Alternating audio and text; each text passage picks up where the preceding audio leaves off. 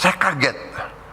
Waktu saya jadi presiden, saya diberi laporan BUMN itu jumlahnya 1077.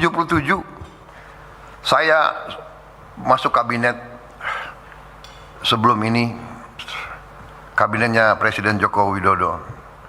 Saya mengikuti, tapi saya belum menguasai angka-angka.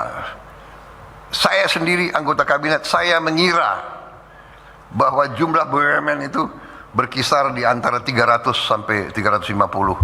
Saya kaget. Waktu saya jadi presiden, saya diberi laporan BUMN itu jumlahnya 1077. Dan ini harus kita cek lagi. Ada BUMN yang bikin anak perusahaan, dia bikin lagi cucu perusahaan, dia bikin lagi cicit perusahaan.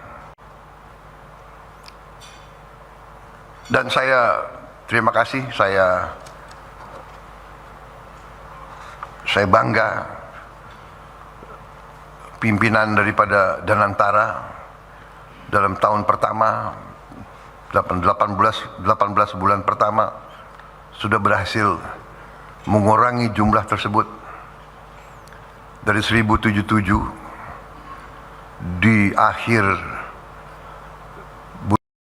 31 Juli mereka sudah menutup, mengkonsolidasikan, memerger sehingga dari 1077 berkurang 250 BUMN, sudah berkurang 250. Nah, ini boleh tepuk tangan dong, tepuk tangan. Saya kira, maaf ya, mungkin Ketua Den Pak Luhut dan bisa dicek di dunia, mana ada negara yang menutup state owned enterprise 250 dalam 1 tahun. Dan mereka menyanggupi laporan ke saya, Pak, Desember 31 tahun 2021 jumlah BUMN kita dari 1077 akan maksimal 350. Berarti di akhir 2026 mungkin 700 BUMN yang akan kita tutup, kita merger, kita konsolidasi, berkurang dari 1077 akan menjadi 150.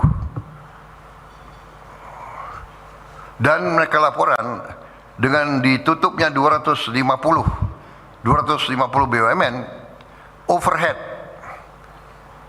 biaya rutin yang bisa diselamatkan adalah 50 triliun. 50 triliun. Gaji direksi, gaji komisaris, sewa gedung, bayar listrik, bayar transport, bayar ini, rapat kerja, 50 triliun. Desember 31 saya kira ini mungkin angka penghematan bisa naik. Bisa mendekati 70-80 triliun. Saya terima kasih dari pimpinan Danantara. Kemudian untuk menghadapi fenomena tadi,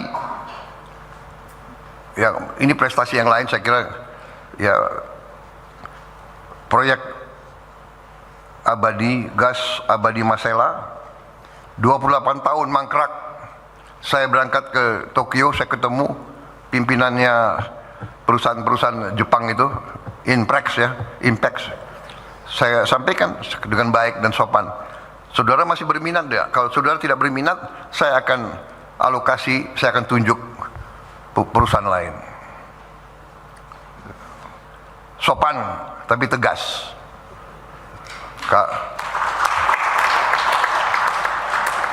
Ya, sebagai bangsa Indonesia yang ramah, nggak mungkin kita kasih ultimatum kan? Bukan ultimatum itu, himbauan. Benar itu, saya, yang mulia, apakah Jepang masih berminat? Masalahnya bangsa Indonesia sangat butuh energi, sangat butuh devisa.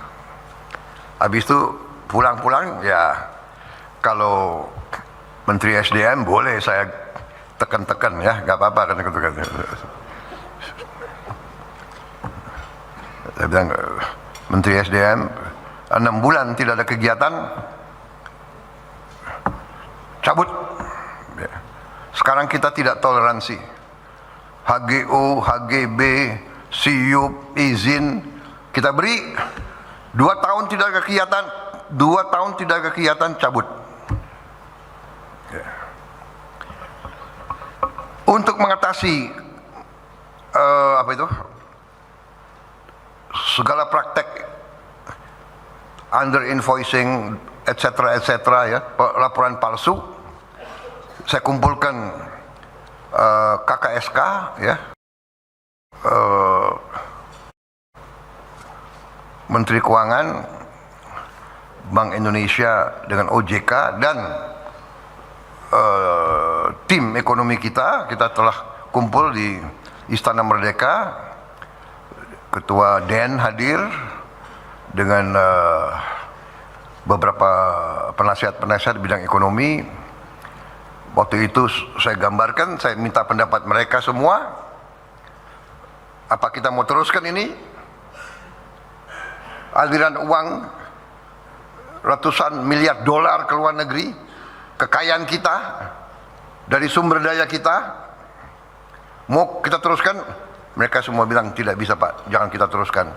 Bagaimana caranya kita tidak teruskan? Akhirnya diusulkanlah sistem ekspor satu pintu untuk komoditas-komoditas milik bangsa dan negara. Dan saya ingatkan, semua komoditas adalah milik bangsa Indonesia. Bumi, air, dan semua kekayaan yang terkandung di dalamnya itu milik bangsa Indonesia. Nikel, karet, semuanya, kelapa sawit, batu bara, emas. Sehingga kita terapkan ekspor satu pintu dan kita dirikan PT DSI, Danantara Sumber Daya Indonesia. Iya kan, itu Danantara Sumber Daya Indonesia. Di depan DPR waktu itu kita umumkan 20 Mei 2026, 20 Mei hari yang signifikan, hari kebangkitan, ya, hari kebangkitan nasional kita.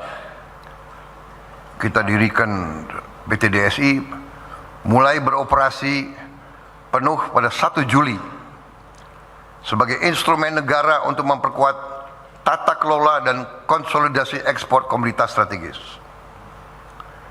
Saudara, kita bangun sistem ekspor satu pintu agar negara mengetahui berapa yang diekspor, kepada siapa dijual, berapa harga sebenarnya, berapa devisa yang seharusnya kembali ke Indonesia.